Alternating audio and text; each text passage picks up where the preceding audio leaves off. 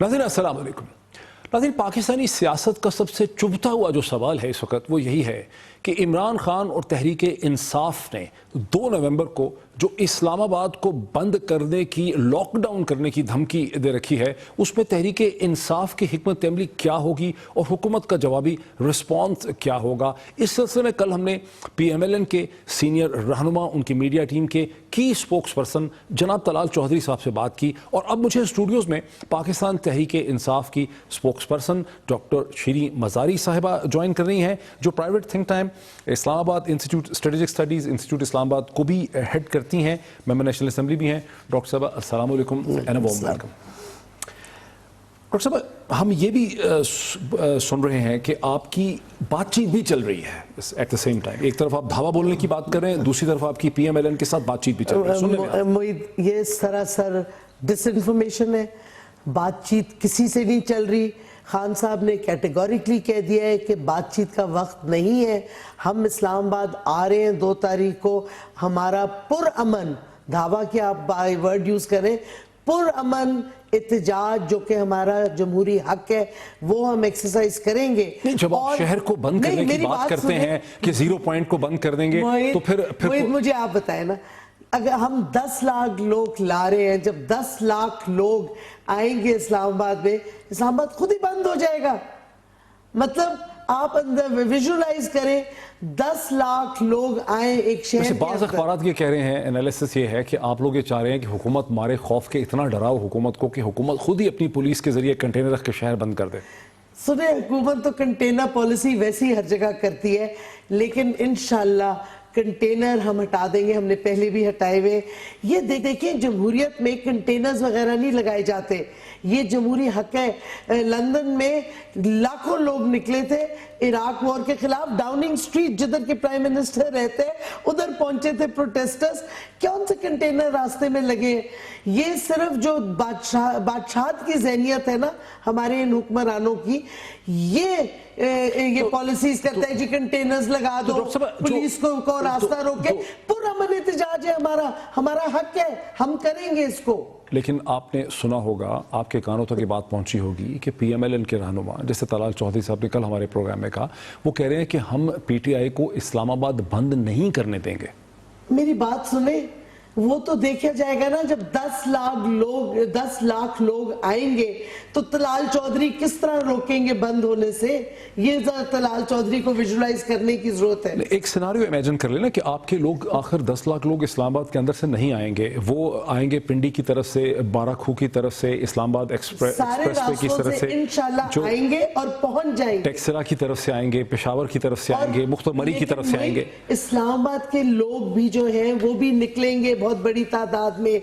और मैं आपको बता रही हूं, आप सारे रास्तों से लोगों को जब एक रेला आएगा कौम का, पब्लिक का, ये सिर्फ PTI वर्कर्स नहीं है, हर तरफ से जब कौम जाग के उठ जाएगी और आएगी, और हमें उम्मीद है आएगी। सिर्फ PTI वर्कर्स नहीं है, सिर्फ PTI वर्कर्स नहीं, आम शहरी है। लेकिन कौन सी जमात खड़ी है? कोई जमात नहीं है इधर। हम खान साहब ने हर शहरी को, हर पाकिस्तानी को अपील की है जो करप्शन से तंग आ गया है, जिसकी जिंदगी एक अजाब बन गई है क्योंकि करप्शन की वजह से उसकी बेहतरी नहीं हो रही जिंदगी में। खान साहब ने जो पिसे हुए लोग हैं, फार्मर्स हैं, वर्कर हैं, इन सबको दावत दी है कि वो आए और खड़े हो अपने हक के लिए। देखिए, एक से ज्यादा PMLN के रहनुमा में, जिसमें फॉर्मर डिफेंस, हमारे डिफेंस मिनिस्टर भी हैं, ख्वाजा आसिफ साहब भी हैं, दानियाल अजीज भी हैं, और फॉर्मर उनको लेकिन डिफेंस मिनिस्टर भी हैं और भी लीडर्स हैं जिन्होंने ये कहा है कि आप लोगों के चूंकि अपने फॉलोअर्स जो हैं, PTI के सपोर्टर्स हैं, वो पढ़े लिखे मिडिल क्लास के लोग हैं, लोग उनको मम्मी डैडी भी कहते हैं, इसलिए आप लोग मजहबी इंतहा पसंद जमातों को अपने उनके लोगों को ला रहे हैं। मोहित, ये बेवकूफ बना रहे हैं। आपको भी पता है PTI की support base across the social divide है। हाँ, पढ़े लिखे लोग भी हैं, वर्कर भी हैं, काश्तकार भी हैं, हर लेवल के हैं। और मेरी बात सुने, وہ خواجہ آصف نے اور دانیال عزیز جو کہہ رہے ہیں جی یہ دفاع پاکستان کاؤنسل کے اور ان لوگوں کو ہم انویٹیشن دے رہے ہیں، بھائی صاحب وہ تو ان کے ساتھ بیٹھے ہوئے تھے پنجاب ہاؤس میں 2 دن پہلے، مولانا سمیع الحق بھی ان کے ساتھ بیٹھے ہوئے تھے چودھری نثار کے ساتھ پنجاب ہاؤس میں، تو کون کس کو دعوت دے رہے ہیں؟ کسی سٹیج پہ کیا آپ نے مولانا سمیع الحق کو انوائٹ کیا تھا؟ ہم نے کسی کو انوائٹ نہیں کیا، ہم نے صرف سیاسی پارٹیز کو کہا ہے کہ جو کرپشن کے خلاف ہے وہ اگر ہمارے ساتھ آنا چاہے تو آ کے کھڑا ہو۔ یہ اوپن انویٹیشن ہے یا اسپیسیفک؟ یہ اوپن ہے، اسپیسیفک ٹو پینما پیپرز اور کرپشن۔ نہیں، کیا آپ نے اپنے نمائندے نہیں، ہم نے اپنے نمائندے نہیں بھیجے کہیں۔ اخبارات میں چھپ رہا ہے کہ دونوں جماعتیں جو ہیں وہ کوشش کر رہی ہیں، حکومت اپنے allies سے یہ چاہتی ہے کہ وہ سپورٹ نہ آپ کو کریں، آپ باقی سیاسی جماعتوں سے چاہتے ہیں کہ وہ آپ کو ہم نے کہیں اپنے نمائندے نہیں بھیجے انوائٹ کرنے کے لیے، یہ میں کیٹیگوریکلی کہہ دوں۔ ہماری جوائنٹ اپوزیشن کی جو پارلیمنٹری میٹنگز ہوئی ہیں ان میں واضح ہم نے کر دیا تھا کہ ہم یہ موومنٹ کریں گے، ہم سڑکوں پہ نکلیں گے، جو آنا چاہتا ہے آئے، لیکن خان صاحب نے جو اپیل کی ہے وہ پوری قوم کو کی ہے، وہ پسے ہوئے طبقوں کو کی ہے کہ آ کے کھڑے ہوں اپنے حقوق کے لیے، کیونکہ جب تک ہر انسان اپنے حقوق کے لیے کھڑا نہیں ہوگا، کرپشن کے خلاف آواز نہیں اٹھائے گا خان کے ساتھ، یہ ملک بہتری کی راستے پہ نہیں جا سکتا۔ یہ لوگوں کو پیستے جائیں گے غریب کو اور لوٹتے جائیں گے اور وہ پیسہ باہر اپنی وہ جو جائیدادیں ہیں وہ بناتے جائیں گے۔ ڈاکٹر صاحب یہ ایک کوئی ڈھکی چھپی بات نہیں ہے، 2014 میں حکومت نے اسلام آباد سے اندر داخل ہونے والے اور اسلام آباد کے اندر بھی جو کی شاہراہیں تھیں ان پہ کنٹینر رکھ کے ان کو بند کر دیا تھا۔ پنجاب پولیس کی بہت بڑی تعداد یہاں پہ آ گئی تھی، جو لوگ بارہ کھوہ سے، راول پنڈی سے، مری کی سائڈ سے، ٹیکسلا سے، کشمیر روڈ سے اندر داخل ہونا چاہتے تھے ان کو روکا جاتا تھا، لوگوں کو گرفتار کر لیا جاتا تھا 24 گھنٹے کے لیے، 48 گھنٹے کے لیے۔ اب اگر حکومت یہ سب کچھ کرے گی تو پھر آپ جوابی طور پہ کیا کریں گے؟ دیکھیں محیط، اگر تو حکومت نے ہمارا پرامن احتجاج روکنے کی کوشش کی، پکڑ دھکڑ کی، تو میں آپ کو واضح کر دوں کہ ہماری پارٹی پریپیئرڈ ہے اور پھر یہ احتجاج اسلام آباد تک محدود نہیں رہے گا۔ جدھر لوگ پکڑیں گے ادھر پروٹیسٹ ہوگا، ادھر ان کو سمجھ نہیں آئے گی، سمندر لوگوں کا جمع ہوگا۔ اس دفعہ ہم نے یہ جو ڈکٹیٹوریل اور یہ جو اتھارٹیرین طریقے جو جمہوریت کو تباہ کر رہے ہیں اس ملک میں، ہم وہ نہیں ایکسیپٹ کریں گے، نہ ہم برداشت کریں گے۔ کیا کوئی قانونی بھی ایک آپ کے پاس اسٹریٹجی ہوگی کہ آخر برٹش ایرا سے جو ڈریکونین لاز ہیں دفعہ 144 لگا دیں، maintenance of public order MPO کے تحت لوگوں کو گرفتار کر لیا جاتا ہے، آخر پولیس کے پاس اس قسم کے لیگل انسٹرومنٹ ہیں، کیا آپ ان لیگل انسٹرومنٹ کو چیلنج کرنے کے بارے میں سوچ رہے ہیں کہ پولیٹیکل ورکرز کو اس طرح سے؟ ہماری پوری لیگل کمیٹی ہے، لیگل آپشنز بھی سوچے جائیں گے، ہم نے لیگل ڈیفینس بھی کرنا ہے جو ہمارے لوگ پکڑے جائیں گے، لیکن یہ ہم کیٹیگوریکلی بتا رہے ہیں حکومت کو اس دفعہ کہ اگر انہوں نے ہمارا پرامن احتجاج میں کوئی مداخلت کی یا روکنے کی کوشش کی تو پھر ہماری ذمہ داری نہیں ہوگی، حکومت پہ ذمہ داری آتی ہے۔ ویسے بھی 2 نومبر کو کیوں یہ سارا کچھ ہو رہا ہے؟ یہ حکومت کا قصور ہے۔ اگر نواز شریف اپنے آپ کو احتساب کے لیے پیش کر دیتا، اس پہ پھر آتے ہیں، لیکن یہ جو آپ نے کہا کہ ہمارا، آپ نے ایک سے زیادہ دفعہ کہا، 3 دفعہ کہہ چکی ہیں، شاید 4 دفعہ کہا کہ پرامن احتجاج کو اگر روکنے کی کوشش کی، لیکن پرامن احتجاج تو 4 گھنٹے 6 گھنٹے 1 دن کا ہو سکتا ہے۔ آپ نے تو یہ کلیئر ہی نہیں کیا کہ آپ لوگ یہاں 1 دن کے لیے ہیں یا 10 دن کے لیے۔ ہم یہاں رہیں گے جب تک نواز شریف ایک میں سے جو ہم نے 2 آپشنز دیے ان پہ نہیں ایکشن لے۔ ایک سیکنڈ، یہاں رہیں گے سے کیا مطلب ہے؟ آپ ایک شہر کو دارالخلافہ ہمارے پروٹیسٹرز اسلام آباد میں رہیں گے، 10 لاکھ لوگ اسلام آباد میں موجود ہوں گے جب تک میاں نواز شریف یا اپنے آپ کو احتساب کے لیے نہیں پیش کرتے یا پھر وہ استعفیٰ دے دیں۔ ڈاکٹر صاحب یہ جو پہلے بھی لوگوں نے کہا اس قسم کی چیزیں، لیکن اسلام آباد ایک چھوٹا سا مصنوعی بنا ہوا شہر ہے، اس قسم کے احتجاج جو ہیں وہ پیرس، تہران، ماسکو، پیٹرزبرگ یا لاہور یا کراچی میں ہو سکتے ہیں جہاں آبادی ہی کروڑ ہو اور وہاں سے 10 لاکھ لوگ جو ہیں بیٹھ جائیں یا نکل آئیں سڑکوں پہ۔ ایک شہر جس کی آبادی ہی 10 لاکھ ہے، جس کے سینٹر میں صرف 2.5-3-4 لاکھ لوگ رہتے ہیں، وہاں کیسے اتنی بڑی تعداد میں لوگ؟ یہ تو آپ دیکھیں گے نا 2 تاریخ کو انشاءاللہ ہم آپ کو دکھائیں گے کیسے قوم کو خان صاحب نے جگایا ہے اور وہ آئے گی، اور انشاءاللہ یہ احتجاج कौम की आवाज होगी इत्तेसाब के लिए। गोल इसका आपका क्या है कि नवाज शरीफ साहब या मुस्तफी हो जाएं या? हमारा गोल है कि इत्तेसाब हो। पैनामा पेपर्स हमने नहीं इन्वेंट किए, लेकिन सुप्रीम कोर्ट ने तो नोटिस ले लिया है, नहीं, नोटिस सुप्रीम इशू कर कोर्ट दिए। तो अभी मेंटेनेबिलिटी पे डिस्कशन कर रही है ना। अगर पहली तारीख को कहते हैं कि हाँ ये मेंटेनेबल है, नहीं, फिर बट इन्वेस्टिगेटिव पावर्स तो नहीं है ना के पास। हम चाहते हैं बाकी इदारे, नैब है, FIA है, ये सारे जो इदारे हैं ये क्यों नहीं काम कर रहे? ये टैक्स पेयर के पैसे पे चल रहे हैं। और मियां साहब को चाहिए जो TORs ऑपोजिशन के एग्री हो गए और जो बिल अब है सेनेट में, उसको फौरी तौर पे पास कराए और वो कमीशन बनाए इन्वेस्टिगेशन के लिए। Thank you so much. मैं चाहता था कि आप इस पॉइंट पे आए। अगर नवाज शरीफ साहब 2 तारीख को, 2 नवंबर को, या उससे पहले ये कह देते हैं कि हाँ हम ऑपोजिशन के बनाए हुए जो टर्म्स ऑफ रेफरेंस थे, जिसमें पीपल्स पार्टी भी शामिल थी, जिसका बिलावल भी मुतालबा करते हैं, हम उसको मान लेते हैं, फिर कहने से नहीं होगा। बिल पड़ा हुआ है सेनेट में, पास करें और उस पे एक्शन ले। अच्छा। अब तो बिल बन गया है ना। अच्छा। अब तो सिर्फ TOR से कागज की चीज नहीं है, अब तो ऑपोजिशन ने सेनेट में वो बिल पेश कर दिया है, तो वो बिल को अप्रूव कराए। वैसे तो ये हर चीज फटाफट बुला के अप्रूवल करवा लेते हैं अपनी ब्रूट मेजॉरिटी से। वो बिल अप्रूव कराए और वो इन्वेस्टिगेटिव कमीशन अच्छा, बनाए। दिलचस्प इसका पहलू ये है कि पीपल्स पार्टी भी डिमांड यही करती है। सर वो कहते हैं कि हम शहर बंद करने में, कायरा साहब की आज लगी है हेडलाइन, खुर्शीद शाह भी ये कहते हैं हम शहर बंद करने में बिलीव नहीं करते। देखिए उनकी कुछ सैडली कॉन्ट्रडिक्शंस हैं। कायरा साहब और इत्तेज़ाज़ एहसन की कुछ और स्टेटमेंट है। खुर्शीद शाह अपने, मुझे तो लगता है गवर्नमेंट के साथ कुछ मुकमुका हुआ है, जिस तरीके से वो फिर हुकूमत को सपोर्ट करने पे आ गए। तो PPP की क्लैरिटी इसमें अनफॉर्चुनेटली नहीं है। बट ये बात बिल्कुल सही है कि सारी ऑपोजिशन इस पे कायम है कि जो बिल है ऑपोजिशन का सेनेट में एहतसाब का पैनामा पेपर्स पे, वो अप्रूव हो और इमीडिएटली उस पे एक्शन लिया जाए। उस पे अब तक हुक्मरान जमात का, नवाज शरीफ साहब की पार्टी का क्या रिस्पॉन्स है उस बिल के ऊपर? बिल्कुल एक्सेप्ट नहीं कर रहे। उन्होंने एज यूजुअल एक ऑल्टरनेटिव वीक सा बिल दे दिया जो ना इधर का ना उधर का। उसमें फर्क क्या है उनके वीक बिल में और आपके स्ट्रॉन्ग बिल में फर्क? उनके बिल में अकाउंटेबिलिटी है ही नहीं। उसमें यही नहीं है कि प्राइम मिनिस्टर सबसे पहले पेश हो। उसमें पैनामा पेपर्स पे स्पेसिफिकली कुछ नहीं है। वो 1947 से एहतसाब शुरू वो 1947 से शुरू करवाना चाह रहे हैं। मतलब एक मजाक बनाया है उन्होंने। नहीं, आप सीरियसली आप मजाक उड़ा रहे हैं कि मैं आपको बता रही हूँ जो उनका अप्रोच है। नहीं, ये उनकी अप्रोच है या वो उनके बिल में ये है कि नहीं, उनके बिल में है शुरू जब से हमारी हिस्ट्री पाकिस्तान बना है उधर से एहतसाब करें। मतलब ये मजाक कर रहे हैं कौम के साथ। पैनामा पेपर से शुरू होना चाहिए एहतसाब, बड़े वाज़ेह है कि सारी ऑपोजिशन पार्टी। लेकिन वो ये कहते हैं कि वजीर आजम का नाम तो बहरहाल पैनामा पेपर्स में नहीं। भाई उनकी बेटी जो उनकी डिपेंडेंट वो दिखा रहे थे और अब फिर उन्होंने एक और अजीबो गरीब झूठ बोल दिया है क्योंकि इलेक्शन कमीशन में अब उन्होंने कहा मेरी डिपेंडेंट ही नहीं है, टैक्स रिटर्न्स में डिपेंडेंट है मरियम।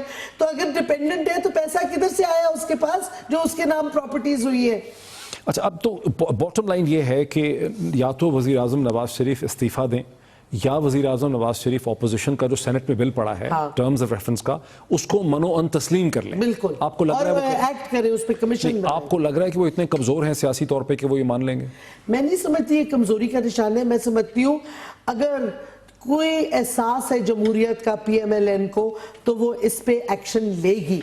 अगर उन्होंने वही बादशाहत का रवैया रखना है और कहना है कि जी हम तो prime minister is above accountability और वो एहतसाब उन पे नहीं हो सकता, तो फिर वो नहीं करेंगे। नहीं, लेकिन अगर आप PMLN के लीडर को गर्दन से पकड़ के और उससे ये बनवा लेंगे तो उनका वोटर बेस तो बड़ा जो है कमजोर हो जाएगा। क्यों? तो अगर वो अपने वोटर बेस को दिखाते हैं कि वो जमहूरियत में बिलीव करते हैं तो वोटर बेस उनका क्यों कमजोर होगा? मतलब है कि उनके वोटर बेस को भी अब पता चल गया है कि उनके प्राइम मिनिस्टर जो हैं उन्होंने वो पकड़े गए हैं, रंगे हाथ पकड़े गए हैं पैनामा पेपर्स में करप्शन करते हुए। मैं समझती हूँ कि जमहूरियत के लिए पाकिस्तान में बहुत ज़रूरी है कि एहतसाब सबका हो, जिनके नाम आए शुरू प्राइम मिनिस्टर से हो। बहुत शुक्रिया जनाब डॉक्टर शीरीन मज़ारी साहिबा, हमें स्टूडियो में हमें ज्वाइन किया। पाकिस्तान तहरीक इंसाफ की सीनियर रहनुमा भी हैं, पाकिस्तान तहरीक इंसाफ की स्पोक्स पर्सन भी हैं, और आपने तहरीक इंसाफ की स्ट्रैटेजी, हिकमत अमली और पॉइंट ऑफ व्यू जितना सामने आ सकता था वो आपने सुना। गुज़श्ता दिन हमने इसी वक्त इसी सेगमेंट में हमने दावत दी थी तलाल चौधरी साहब को और उन्होंने हमें PMLN का मौक़िफ़ दिया था 2 नवंबर के हवाले से। एक ब्रेक लेते हैं और ब्रेक के बाद हम देखते हैं कि کہ امریکہ کی سیاست امریکہ کے پریزیڈنشل الیکشن سے مشرق وسطیٰ اور پوری دنیا تک کس طرح پھیلی ہوئی ہے. After the break.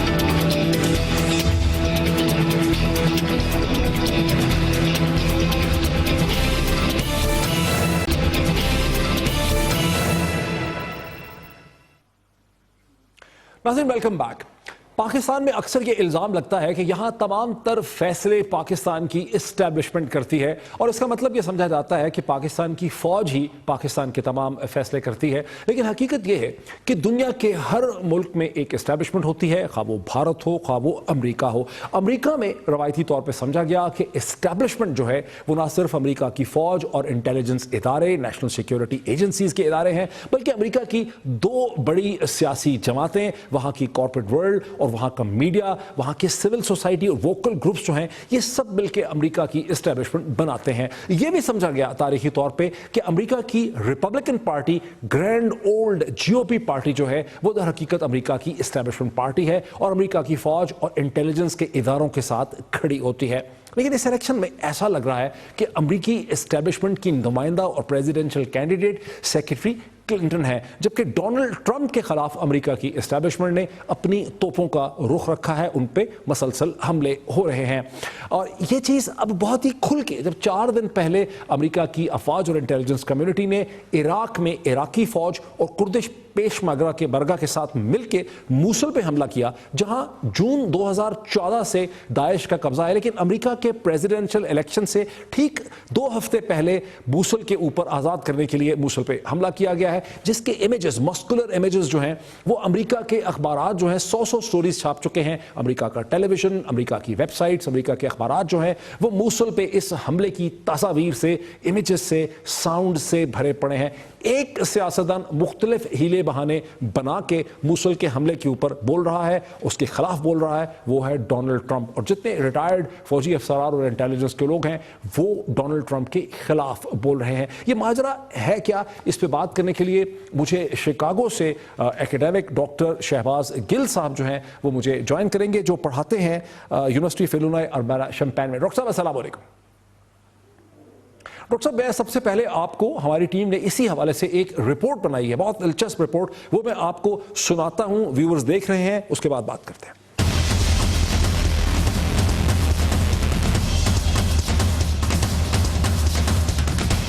ہم پاکستان میں اسٹیبلشمنٹ کی بات کرتے ہیں, لیکن یہ بات صرف پاکستان تک محدود نہیں. دنیا کی سب سے بڑی طاقت امریکہ میں بھی کچھ ایسا ہی معاملہ ہے. امریکہ میں تاریخی طور پر اسٹیبلشمنٹ ریپبلکن پارٹی کی حامی رہی ہے, اور جب امریکہ میں ریپبلکن پارٹی برسر اقتدار آئی, امریکی حکومت کو اسٹیبلشمنٹ کا بھرپور تعاون رہا ہے. اور جب بھی ڈیموکریٹک پارٹی برسر اقتدار آئی, امریکی پالیسی اور اسٹیبلشمنٹ زیر طاق رہی, اور امریکی افواج نے دنیا کے کسی بھی حصے میں نئے محاذ جنگ کھولنے سے اجتناب کیا. International troops will continue to train, advise and assist the Afghans and fight alongside them when needed. But we will shift into a support role as Afghans step forward. As we do, our troops will be coming home.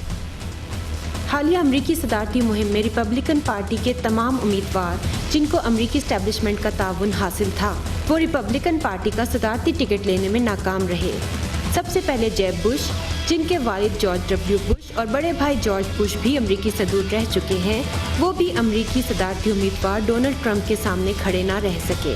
دوسرے number کے نمایاں امیدوار ٹیڈ cruise, جن کو establishment کا حامی سمجھا جاتا تھا, وہ بھی ڈونلڈ ٹرمپ کے مقابلے میں نہ چل سکے. یوں ہلری کلنٹن اور ڈونلڈ ٹرمپ صدارت کے لیے ایک دوسرے کے آمنے سامنے ہیں, اور امریکی صدارتی انتخابات کی مہم اس وقت دنیا کے لیے ایک تماشا سا بنی ہوئی ہے. اب تک ہونے والی انتخابی بحث امریکی حکومتی پالیسی کی بجائے امیدوار اور ان کے حامی ایک دوسرے کی ذاتی زندگیوں کو اچھالنے میں مصروف ہیں. امریکی اسٹیبلشمنٹ تاریخی طور پر ریپبلکن پارٹی کو سپورٹ کرنے کی بجائے ڈیموکریٹک پارٹی کی امیدوار ہلری کلنٹن کو سپورٹ کرتی نظر آ رہی ہے. یہی وجہ ہے کہ آئے دن ریپبلکن امیدوار ڈونلڈ ٹرمپ کے جنسی اسکینڈل سامنے آ رہے ہیں, اور امریکی جریدے اور اخبار بھی ہلری کلنٹن کو سپورٹ کرتے نظر آ رہے ہیں. اسی اسٹیبلشمنٹ کے زیر اثر ہم دیکھتے ہیں کہ امریکی حکومت ایک دفعہ پھر سے محاذ جنگ میں داخل ہو چکی ہے. یہ نیا محاذ موصل عراق میں امریکی انتخابات سے کچھ دن پہلے شروع کیا گیا. इस महाज जंग में डेमोक्रेटिक हुकूमत ने अमरीकी ताकत का मुजाहरा करने की ठान ली है। इसके बरक्स रिपब्लिकन उम्मीदवार डोनाल्ड ट्रंप जंग के हिमायती नजर नहीं आते। यही वजह है कि अमरीकी एस्टेब्लिशमेंट इनकी हिमायत से पीछे हटी और ट्रंप इस वक्त मुश्किलात का शिकार नजर आ रहे हैं। दुनिया की सबसे बड़ी हुकूमत बनाने और चलाने में भी अमरीकी एस्टेब्लिशमेंट ही कारफरमा दिखाई देती है। देखना होगा कि दुनिया के बदलते हुए हालात के अमरीका पर क्या असरात मुरतब होंगे। नाज़रीन, ये रिपोर्ट जो है बड़ी दिलचस्प रिपोर्ट आपने देखी है। अब चलते हैं डॉक्टर शहबाज गिल साहब की तरफ शिकागो में। डॉक्टर साहब, क्या ये कहना दुरुस्त होगा कि सेक्रेटरी क्लिंटन जो है वो आज अमरीकी एस्टेब्लिशमेंट की नुमाइंदा प्रेसिडेंशियल कैंडिडेट हैं, डोनाल्ड ट्रंप नहीं है? जी, मेरे ख्याल में ये काफ़ी हद तक ये इम्प्रेशन है और ये इम्प्रेशन काफ़ी हद तक दुरुस्त है मेरे ख्याल में। वजह क्या? इसकी वजह डॉक्टर साहब ये है कि देखिए, आपको पता है किसी भी मुल्क की इस्टेब्लिशमेंट सवाए पाकिस्तान की, मैं इसको ऐसे कहूंगा, क्योंकि पाकिस्तान में इस्टेब्लिशमेंट सिर्फ एक इंस्टीट्यूशन को दे दी गई और बाकी तमाम लोग जो हैं उनका अपना एक नेशनल एजेंडा है जो कि किसी सूरत भी किसी मुल्क के हक में नहीं होता। अगर हम इसको इस तरह से देखें तो किसी भी मुल्क में जो आपने जैसे बयान किया शुरू में कि बहुत सारे इदारे मिल के इस्टेब्लिशमेंट बनाते हैं, तो जो अमेरिका में इस्टेब्लिशमेंट है उनके जो भी ऑब्जेक्टिव्स हैं इन द वर्ल्ड और वर्ल्ड मैप पे आने वाले 5 या 10 सालों में, उन्हें वो डोनाल्ड ट्रंप साहब के थ्रू होते हुए पूरे नहीं हो रहे।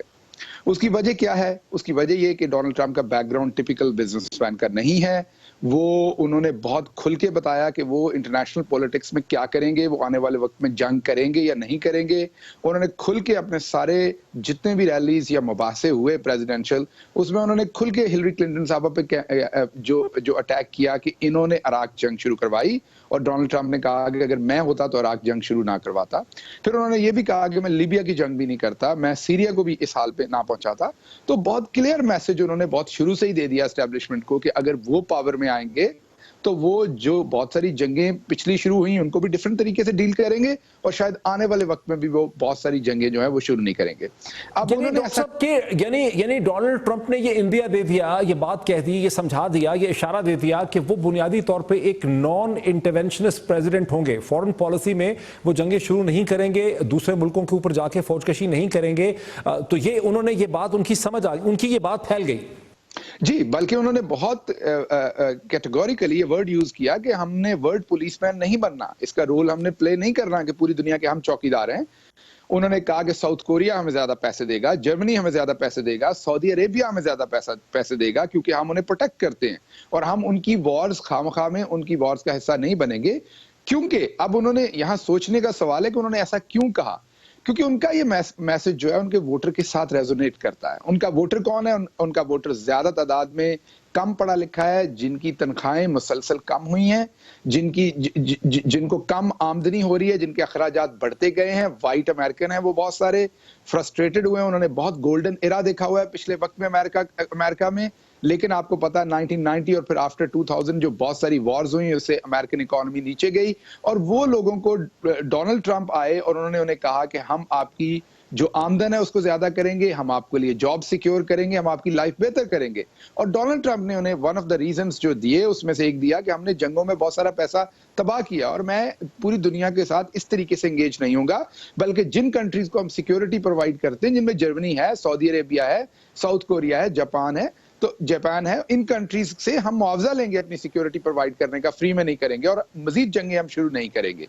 तो ये वजह है कि उनका जो वोटर बैंक है उनके साथ उनका जो एजेंडा है या उनका ये जो पॉइंट ऑफ व्यू है वो रेजोनेट कर रहा है प्रॉपरली, क्योंकि पूरी की पूरी बहस इकोनॉमी के पास ऊपर है। ये इलेक्शन से सिर्फ 2 हफ्ते पहले जो अमेरिकी एस्टैब्लिशमेंट ने, अमेरिका की डेमोक्रेटिक पार्टी ने और प्रेसिडेंट ओबामा ने एक जंगकशी शुरू कर दी है, फौजकशी शुरू कर दी है मूसल के ऊपर। इसका फिर क्या असर हो रहा है अमेरिका के कॉमन इलेक्टोरेट के ऊपर, जहां ये इमेजेस आ रहे हैं? सिर्फ न्यूयॉर्क टाइम्स ने 100 स्टोरीज लिख दी हैं अब तक इसके ऊपर और तस्वीर से तस्वीर आ रही हैं कॉम्बैट की। जी डॉक्टर साहब, ये बड़ी इंटरेस्टिंग डेवलपमेंट है। अगर आप देखें तो मोसल का इशू जो है वो आज का नहीं है, it's been couple of years के मोसल में ये सब कुछ चल रहा है और वो अंडर सीज है और उसके ऊपर कब्जा है दाइश का। और हम सबको पता है कि दाइश के खिलाफ फाइट करनी चाहिए और बहुत सारे मुल्क बहुत देर से ट्राई कर रहे हैं, आई थिंक बहुत लेट किया, लेकिन उसकी जो टाइमिंग है आप उसको जरा देखिए कि बिल्कुल इलेक्शन से 2 हफ्ते 3 हफ्ते पहले उसको शुरू किया गया। ऑफ कोर्स जैसा मैंने कहा कि एस्टेब्लिशमेंट को ये नजर आ गया है کہ ہمیں اگر ڈونلڈ ٹرمپ آیا تو will be in tough time, اور یا وہ تمام آبجیکٹیوز ہم اس طریقے سے اچیو نہیں کر سکیں گے جیسے ہلری کلنٹن صاحبہ کے ساتھ، کیونکہ ہلری کلنٹن صاحبہ کے ساتھ انہوں نے کام کیا ہوا ہے as a secretary of state. آپ اگر دیکھیں تو لیبیا، سیریا اور بہت سارے جو کرائسس پیدا ہوئے یا پیدا کیے گئے اس میں ہلری کلنٹن صاحبہ موجود تھی as a secretary of state, تو انہیں کانفیڈنس ہے کہ وہ اپنے آبجیکٹیوز ان کے تھرو اچیو کر سکتے ہیں. تو اس وقت یہ جنگ شروع کرنے کا ڈیفینیٹلی مطلب یہ ہے کہ ڈونلڈ ٹرمپ کو بیک فٹ پہ لے کے جایا جائے اور یہ میسج جو ہے وہ سپریڈ کیا جائے کہ کائنڈ آف ایٹ وار ہیں ہم، اور Hillary Clinton has a better experience, اور ان کے پیچھے تمام جو ریٹائرڈ جنرلز ہیں ان کو بھی ڈالا جائے، میڈیا کو ڈالا جائے، اور دوسری جو سول سوسائٹی ایلیٹ ہے وہ ڈالی جائے، اور جو کہے کہ Hillary Clinton is more expert in foreign policy and especially ISIS کو ڈیفیٹ کرنے کے لیے. بہت شکریہ. در حقیقت امریکہ کی سیاست میں Shahbaz Gill, doctor Shahbaz Gill university of Illinois at Urbana Champaign ہمیں ایکسپلین کر رہے تھے کہ کیسے امریکہ کی اسٹیبلشمنٹ نے ٹھیک پریزیڈنٹ الیکشن سے 15 دن پہلے ایک جنگ کا آغاز کر دیا ہے تاکہ امریکہ کے صدارتی انتخابات میں ووٹرز کو، امریکہ کے ماحول کو متاثر کیا جا سکے. ایک بریک لیتے ہیں اور بریک کے بعد دیکھتے ہیں کہ جو اکانومسٹ لندن کا جریدہ کہتا ہے کہ ہندوستان کا میڈیا جو ہے وہ بڑا ہی خوفناک ہے، اس کی حقیقت کیا ہے. After the break.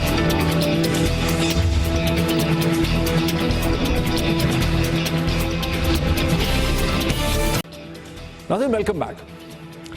اس ہفتے بین الاقوامی جریدے دی اکانومسٹ نے اپنے ایک پیس آل ہیل میں یہ تجزیہ آفر کیا جس میں لکھا انہوں نے کہ انڈیاز پریس از مور کریون دین پاکستان. یعنی کریون کا مطلب ہے بزدل اور ڈرپوک. کہنا یہ تھا کہ ہندوستان کا جو میڈیا اور پریس ہے وہ پاکستان کے میڈیا سے کہیں زیادہ ڈرپوک ہے، بزدل ہے، اور وہاں کی حکومت اور نیشنل سیکیورٹی اسٹیبلشمنٹ کے سامنے کھڑا ہونے کی جرت نہیں کر سکتا. جیسے ہی یہ پیس سامنے آیا، بھارت کی ممتاز media personality, N D T V کی جرنلسٹ، ٹیلی ویژن اینکر، جو آتھر بھی ہیں، جناب برکھا دت صاحبہ نے اس کو ویلکم کیا اور انہوں نے کہا کہ بات تو سچ ہی ہے، اس میں کوئی غلط بات نہیں ہے، بات بری لگتی ہے لیکن بات سچ ہے. اور اس کا ایک بیک گراؤنڈ ہے کہ چند دن پہلے جب جناب برکھا دت صاحبہ نے ہندوستان کے سابقہ انٹیریئر منسٹر چدمبرم صاحب کا ایک انٹرویو کیا سرجیکل سٹرائکس کے حوالے سے، جہاں انہوں نے سوال اٹھائے کہ اس قسم کے ریٹس تو پہلے بھی ہوتے رہے ہیں، اس میں کون سی نئی بات ہے، تو این ڈی ٹی وی نے خود برکھا دت کے انٹرویو کو چلانے سے انکار کر دیا. باقاعدہ ایک گائیڈ لائن ایشو کی گئی کہ ایسی چیز ہم نہیں کر سکتے جس سے ہماری افواج کو دکھ پہنچے، اور ڈیفنس اسٹیبلشمنٹ کا پریشر جو تھا وہ بڑا واضح تھا. یعنی برکھا دت ہی کے انٹرویو کو ہندوستان میں چدمبرم کے جو سابقہ انٹیریئر منسٹر ہیں ان کے انٹرویو کو سینسر کر دیا گیا. اڑی پہ جو حملہ ہوا، جو بہت ہی پرسرار حملہ ہے، جس کے بعد سارا نیریٹو تبدیل ہو گیا، جو بارہا میں اس پروگرام میں کہہ چکا ہوں کہ کشمیر کے حوالے سے تمام نیریٹو ہندوستان کی میڈیا سے گم ہو گیا، اس کی جگہ ہندوستان پاکستان کی ٹینشنز آ گئیں. اس کے بعد سے ہندوستان کی میڈیا نے کیا کیا کیا، کس طرح کا ان کا رویہ تھا، وہ چند کلپس کی مدد سے میں آپ کو دکھاتا ہوں. پہلا کلپ ہے جناب ارناب گوسوامی صاحب کا، جو ٹائمز ناؤ کے ایڈیٹر ان چیف ہیں، کرتا دھرتا ہیں، وہاں کے انگریزی کے سب سے پاپولر اینکر پرسن ہیں. وہ کہہ رہے ہیں کہ پاکستان کو ہمیں فورس کرنا ہے، چاہے جنگ کرنی پڑے، انٹو سبمیشن. ناظرین، جب اروند کیجریوال جو عام آدمی کے لیڈر ہیں، جو دلی کے چیف منسٹر ہیں، جب انہوں نے کہا کہ بھائی حکومت ہمیں سرجیکل سٹرائکس کی کوئی ایویڈنس ہی دکھا دے، تو ارناب گوسوامی اور تمام ٹیلی ویژن چینل اروند کیجریوال کے پیچھے. اور ناظرین، جب اڑی کیمپ پہ حملے کے بعد ہندوستان کے وزیر اعظم نریندر مودی نے ایک جگہ تقریر کرتے ہوئے بڑے منافقانہ انداز سے یہ کہا کہ ہاں ہمیں جنگ کرنی چاہیے، ہندوستان پاکستان کو مل کے غربت کے خلاف، پاورٹی کے خلاف جنگ کرنی چاہیے، وہ خیر ڈرامہ ہی کر رہے تھے، لیکن اسے ہندوستان کی میڈیا نے پکچرائز کس طرح سے کیا وہ دیکھ لیں. اب ایک کلپ دیکھیں جس میں ارناب گوسوامی حملہ کر رہے ہیں برکھا دت پہ، کیونکہ پاکستانی ہندوستان کی میڈیا میں بات بڑی کلیئر ہے کہ حملہ کس پہ کیا جا رہا ہے، نام نہیں لیا انہوں نے، لیکن حملہ کر رہے ہیں برکھا دت پہ، اور تمام لبرلز کو کہہ رہے ہیں کہ یہ آئی ایس آئی کے اور راولپنڈی کے ایجنٹ ہیں. اور ناظرین، جب ہندوستان کی عالمی شہرت رکھنے والے اداکار اوم پوری، جو ہندوستان کی 8 فلموں کے ہیرو رہے ہیں، جنہوں نے برطانوی، امریکی، ہندوستانی، پاکستانی ہر قسم کی فلموں میں کام کیا اور نام کمایا، جب انہوں نے یہ کہہ ڈالا کہ یہ اداکاروں پہ، ایکٹرز پہ، آرٹسٹ پہ جو پابندی کا مطالبہ کیا جا رہا ہے یہ مناسب نہیں ہے، تو پھر ہندوستان کے میڈیا نے جو ان کو گرل کیا اس کا ایک نمونہ ہی. ناظرین، یہ جو کلپس دیکھے آپ نے ہندوستانی میڈیا کے، اس سے 2-3 چیزیں بڑی اہم پتہ چلتی ہیں. پہلی چیز تو یہ پتہ چلتی ہے کہ کیسے اڑی کے بعد ہندوستان کے میڈیا سے وہ تمام ڈسکشن، وہ تمام بحث، وہ تمام ڈیبیٹ، وہ تمام سوالات، وہ تمام فوکس جو کشمیر کی صورتحال پہ تھا وہ ریپلیس ہو گیا ہے, ڈسپلیس ہو گیا ہے, بدل گیا ہے, وہ سین ہی بدل گیا ہے بائی انڈو پاکستانی ٹینشن. ہندوستان پاکستان کے درمیان جنگ, نفرت, خوف کی جو فضا ہے اس سے اسے بدل دیا گیا ہے. یہ وہی چیز ہے جو اجیت دوال اور نریندر مودی چاہتے تھے, اور پوری دنیا میں اکانومسٹ سمیت, نیو یارک ٹائمز سمیت, ہندوستان کی میڈیا سمیت, پاکستان کی میڈیا سمیت کوئی ایسا نہیں ہے جو یہ چپتا با سوال اٹھا سکے کہ اڑی کس نے کیا, اڑی کا فائدہ کس نے اٹھایا, یہ کیسے ہے کہ اڑی کیسے فٹ ہو گیا نریندر مودی اور اجیت دوال کے سارے پلان کے اندر, اور اڑی کو بر صغیر کی جو لارجر پالیٹکس ہے اس کے پس منظر میں دیکھنے کی ہمت جو ہے وہ میڈیا میں کسی کے پاس نہیں ہے. ناظرین, دوسرا نقطہ بھی بہت اہم ہے. ہندوستان کا میڈیا یا کہیں کا بھی میڈیا وہی چیز بیچ سکتا ہے, مارکیٹ کر سکتا ہے ریٹنگز کے لیے جس کی طلب ہے, جس کی ایک مارکیٹ کے ڈیزائر ایگزسٹ کرتی ہے. اور ہندوستان میں پاکستان کے خلاف نفرت انگیز باتیں کرنے کی بہت بڑی ایک مارکیٹ اور ایبزارپشن ایگزسٹ کرتی ہے.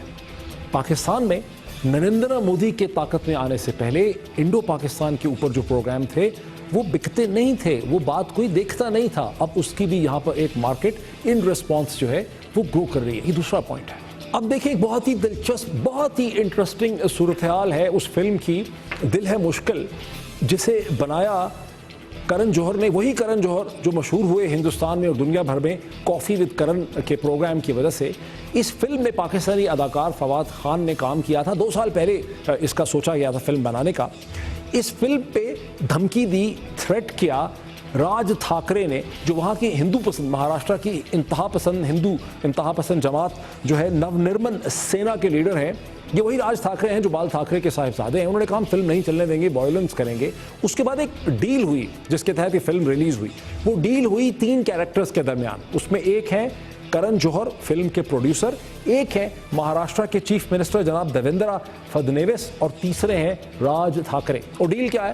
ڈیل یہ ہے کہ کرن جوہر نے 5 کروڑ روپے جمع کروائے بھارتی فوج کے ایک ویلفیئر فنڈ میں, اور فلم کے درمیان ٹکر چلیں گے بار بار کہ فلم والے اور لوگ جو ہیں وہ بھارتی فوج سے کتنی محبت کرتے ہیں. یہ بھی ڈیل ہوئی ہے کہ اس کے بعد مہاراشٹر میں جو بھی فلم چلے گی جس میں کوئی پاکستانی اداکار غلطی سے کاسٹ ہو گیا ہے تو فلم پروڈیوسر جو ہے وہ فوج کے فنڈ میں 5 کروڑ روپے دے گا. یہ تو ہے صورتحال بھارتی میڈیا کی اور بھارت کی سیاست کی. اس پہ میں اور کیا کہہ سکتا ہوں, آپ خود اس کا فیصلہ کر سکتے ہیں, پاکستان کے تمام لوگ. آج اتنا ہی, اگلے ہفتے پھر آپ سے ملاقات ہوتی ہے. بہت شکریہ.